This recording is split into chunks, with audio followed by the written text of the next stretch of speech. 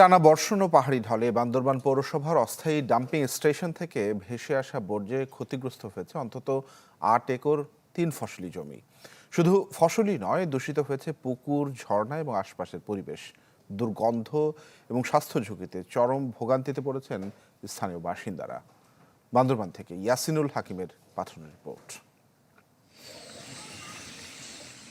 সাম্প্রতিক বন্যার সময় পাহাড়ি ঢলে বান্দরবান পৌর এলাকার বর্জ্যে সয়লাব সদর ইউনিয়নের লেমুঝিরি এলাকা।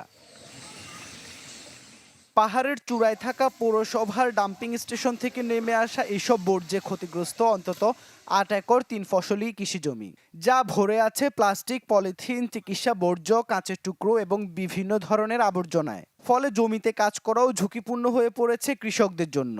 জমিন করতে পারতেছি না, পুকুর তো ভেঙে গেছে সব এরকম। এখন আমরা যদি একটু সরকার যদি আমাদের সহযোগিতা করে একটু আমাদের ভালো হবে আর কি। এখানে মানুষ যেন জমিন করতে পারে, হ্যাঁ, তারপর ময়লাগুলো যেন পরিষ্কার করে নেয়। এরা কষ্টে অনেক কষ্ট, মানে জমিনগুলো করতে পারতেছি না।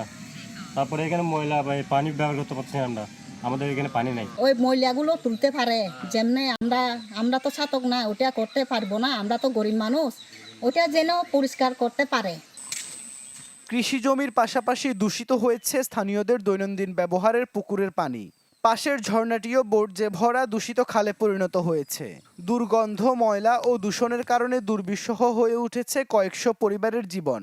এখন তো সারা বিলে হয়ে গেছে প্লাস্টিক ইঞ্জেকশনের সিরিজ, বিভিন্ন রকমের ময়লা আবর্জনা এখানে ভরে গেছে। গন্ধের কারণে বেশি কষ্টে আছি আমরা। পৌরসভা থেকে ময়লাগুলো সব এখানে রেখে পানি দিয়ে ও সব ময়লাগুলো এখানে আসে, মানে দুর্গন্ধে আমি থাকতে পারছি না এখানে। বৃষ্টির পানি বুঝছেন, এখানে কাঁচারগুলো চলে আসছে। কাঁচারা চলে আসার কারণে ওখান থেকে বাতাস দিলে দুর্গন্ধটা এদিক দিয়ে আসে, তখন আমরা কাজ কাম করতে পারি না গন্ধে।